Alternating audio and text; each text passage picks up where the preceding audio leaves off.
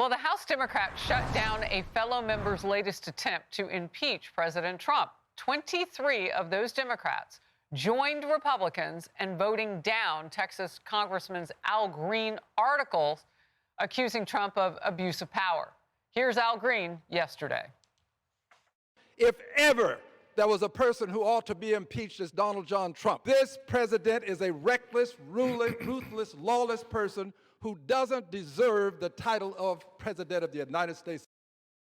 House Republicans filed a motion against impeachment and easily won. 237 representatives overwhelmingly voted yes, including 23 Dems who joined Republicans to push the bid aside. 47 voted present. Some House Democrats went to Axios to go after Al Green's impeachment, pushing with this quote, "I hate it, and this is not a team effort. It puts us in a difficult position." And several Democrat leaders voted present, as I mentioned, including House Minority Leader Hakeem Jeffries. Here's the statement. Impeachment is a sacred constitutional vehicle designed to hold a corrupt executive accountable for abuse of power, breaking the law and violating the public trust. And if Democrats are not just focused on taking down Trump, they are also ramping up their push to impeach several cabinet members. Power panel now. Tiffany Smiley, former Washington State Senate Republican candidate and Endeavor PAC founder. Morgan Harper, former Ohio State Democrat candidate. Great to see you both. So, Morgan, get into the mind of some of those Democrats who see the future. And they're saying, yeah, no impeachment against Trump. Why do you think they voted that way? Well, one thing comes to mind. I mean, look, I don't disagree with some of the Democratic caucus that believes that there is reason to consider a tool like impeachment towards the president with some of the activity that we've seen. But we also have to be real here about where we are most strong politically. And the reality is polling indicates that the president is weak on issues like the economy, even on issues where he's traditionally been quite strong, like immigration. A lot of voters do not like how these policies are being implemented. And so we need to take this to the ballot box and get ready for these races in 2026, where we have candidates that are going to be able to make their case for why change is necessary and get power back in Democrats' hands in Washington. Tiffany. I mean, this is nothing more than just political theater by a few far-left Democrats that have nothing better than to just fight Donald Trump. I think the Democrat, Morgan, to your point, I think the Democrat slogan should be, if Donald Trump is for it, we are against it. And the American people are not going to buy that at all. What are they wanting to impeach Donald Trump for? For securing our border? For lowering prescription drug prices? For standing with Israel? I think this is just further proof, like these baseless attempts show just how desperate the Democrats are.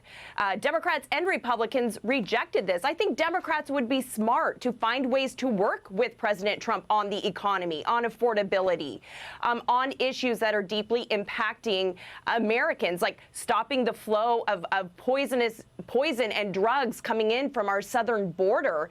But the Democrats are desperate, and they are showing that the only message they have is division. And they will not stop with Donald Trump. They will go for Secretary Noem and Secretary Hegseth and Secretary Kennedy. If they keep this up, the midterms will be very, very difficult for them. I was talking with the Democrat operative just a couple days ago, and she expressed the same thing. She said, if we don't get this far left fraction of our party under control, it will deeply affect us in the primaries. And let's not forget that Donald Trump was handed an economy that had the highest inflation in my generation.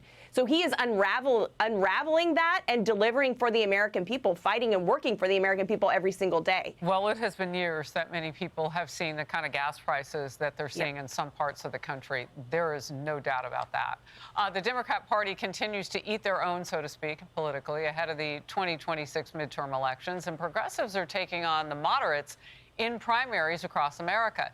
Here's what liberals are saying about their potential future. This is definitely a moment where this country wants new leaders. Do you think the Senate needs new leadership on the Democrat side? I think we're in an unprecedented moment that demands that we consider whether or not it's the time for new leadership. I'll take that as a yes. A new headline, 7 primaries that could tear Democrats apart in 2026, and it's even more than 7, actually. many more than that. Here are some primary races pitting progressives against moderates and deepening the rift inside the Democrat Party. Fox News contributor Kim Strassel reacted to the new wave of far-left candidates in her weekly column titled Rise of the Mamdani Clones after the 2024 humiliation. The left is back. It could hurt the party in 26. Morgan, what is the future going to be in terms of pulling all these factions together? And in these primaries where the left, far left, is going to try to take out the more moderates?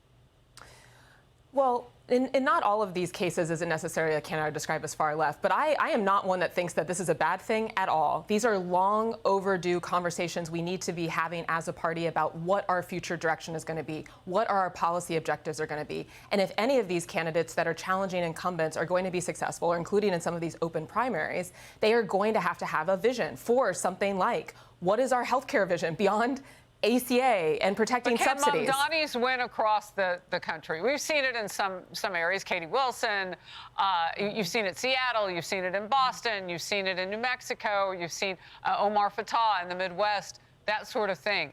Are they starting to outnumber the moderates now with their power? Well, I think this is something we've talked about before, Harris, with the paradigm shift. So it's going to look different in districts across the country. Not every candidate like Mamdani is going to sound exactly like that. But they are, if they're going to be successful, all focus on these issues around affordability, on the economic situation of different Americans in the districts where they're running. And again, I think issues like healthcare, there is a lot of room for Democrats to be more creative about what we stand for and what policies we're going to be pushing for when we're governing. One thing is for sure, healthcare is going to be front and center the first part of the year. They're already starting with their test vote. So you can no longer say Republicans don't have a plan. Everybody is in the game now. They're going to work their way to the center, and that may come off the page. A lot like affordability, because the president is all over that now. Tiffany, just a few seconds from you. Yeah, look, it's not just far left fractions. You also have governors in blue states who are actually blocking the people in their state from getting federal funding and tax cuts from President Trump's big, beautiful bill. So the Democrats really have an issue in delivering for the American people. And it's not just shown in the Mamdani leadership, but you have J.B. Pritzker and Kathy Hochul who are literally using the harm of the American people for their own political power. And I just don't think it's going to sell or work. Morgan, Tiffany, great to have you. Thank you. Outnumbered after the break. Hey, everyone. I'm Emily Campagno. Catch me and my co-hosts Harris Faulkner and Kaylee McEnany on Outnumbered every weekday at 12 p.m. Eastern, or set your DVR. Also, don't forget to subscribe to the Fox News YouTube page for daily highlights.